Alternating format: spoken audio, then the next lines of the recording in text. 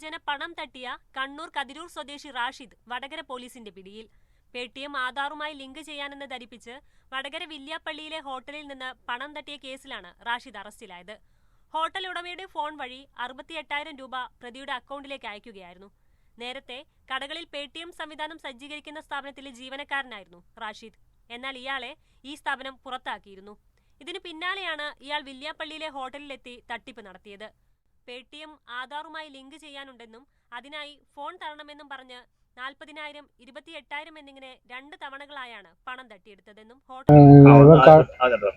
കടയിൽ വന്ന് എന്നോട് പറഞ്ഞ് പിന്നെ ID കോപ്പിയും പിന്നെ മൊബൈൽ ഒന്ന് വേണം, ATMൻ്റെ ഇത് ശരിയാക്കാനെന്നും പറഞ്ഞിട്ട് എന്നോട് മൊബൈൽ വാങ്ങി 3-4 പ്രാവശ്യം എന്നെ കൊണ്ട് ലോക്ക് തുറക്കും ഉച്ചയ്ക്ക്. അങ്ങനെയാണ് അവന് ഇതിൽ നിന്ന് പൈസ എടുത്ത് പിറ്റേന്നാണ് എനിക്ക് തീരുന്നത്.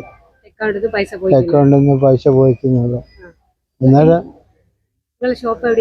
വില്യാപ്പള്ളി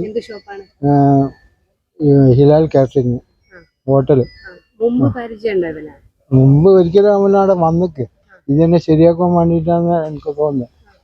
എന്നെ കണ്ട് അന്ന് ഇതെല്ലാം ഓനാ എനിക്ക് അവിടെ കൊണ്ടാച്ചെന്നൊരു സംശയമുണ്ട്. അപ്പോൾ ഈ ATMൻ്റെ ഇത് അപ്പോൾ ഇത് അതിലൊന്ന് ആധാർ ലിങ്ക് ചെയ്യണം എന്ന് പറഞ്ഞിട്ട് അത് വാങ്ങിയതാണ്. പിന്നെ 40, 28, 68 റുപ്യ. ഒരു ദിവസം തന്നെയാണ്. ഒരു ദിവസം ഒരു 40 റുപ്യ എടുത്ത് ഒരു അരമണിക്കൂർ കഴിഞ്ഞ് പിന്നെയും വന്ന എൻ്റെ അടുത്ത് തന്നെ.